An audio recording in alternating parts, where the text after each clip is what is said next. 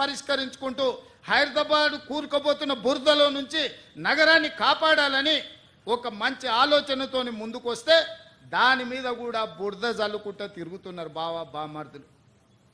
నేను అంటున్న కిరాయి మనుషులతో మీరు చేసే హడావిడి తెలంగాణ సమాజం నిశ్చితంగా గమనిస్తుంది.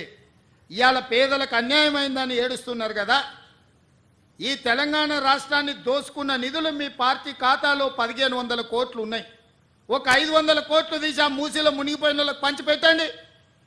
మీకు అధికారంలోకి రాకంటే ముందు తొడుక్కోవడానికి చెప్పులు కూడా లేవు కదా. ఈరోజు 1500 కోట్ల రూపాయలు మీ పార్టీ ఖాతాలో ఉన్నాయి. అది ఎవరి సొమ్ము? తెలంగాణ ప్రజల సొమ్ము కాదా? ఇవాళ తెలంగాణ ప్రజలు మూసిలో ఉన్న పేదలు బాధలు ఎదుర్కొంటున్నారని మీరు మాట్లాడుతున్నారు కదా. ఒక 500 కోట్ల రూపాయలు మీ పార్టీ ఖాతాలో నుంచి తీసి వాళ్ళకి పంచి పెట్టండి. వాళ్ళకి ప్రత్యామ్నాయం ఏం చేయాలో చెప్పండి. ఈరోజు ఈ ప్రభుత్వం సిద్ధంగా ఉంది వినడానికి. హైడ్రా గురించి అసెంబ్లీలో చర్చ పెట్టినప్పుడు ఈ సన్నాసులు పారిపోయినరు, మాట్లాడలేదు. హైడ్రా మీద అసెంబ్లీలో చర్చ జరగలేదా?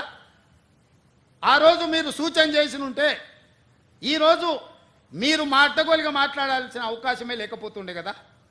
ఈరోజు పేదలకు ఏం చేద్దామో చెప్పండి.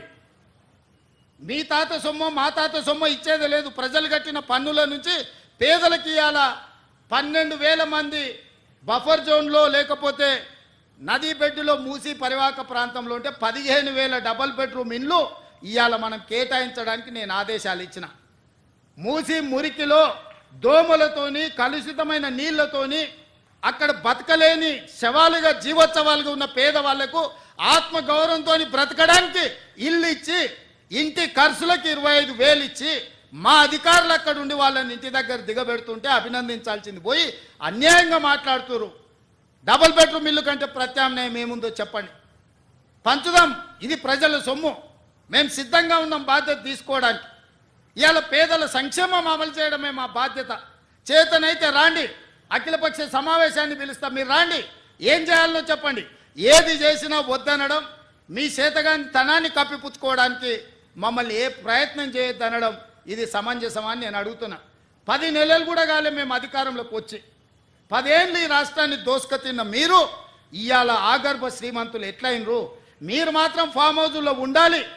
మీ ఫామ్ హౌజులను కాపాడుకోవడానికే కదా ఇవాళ వీళ్ళను ముసుగు తొడుక్కొని రక్షణ కవచంగా పెట్టుకొని పేదోళ్ళను పెట్టి కూలగొట్టొద్దు అంటారు. ఇవాళ ఇన్ని మాట్లాడుతున్న కేటీఆర్ జన్వాడలో నీకున్న ఫామ్ హౌస్ అక్రమ నిర్మాణం కాదా? అది కూలగొట్టాలనా వద్దా నువ్వు చెప్పు. హరీష్ రావు అజీజ్ నగర్లో నీకున్న ఫామ్ హౌస్ అక్రమమా కాదా? దాన్ని కూలగొట్టాలనా వద్దా చెప్పు. సబితమ్మ నీ 3 కొడుకుల పేర్ల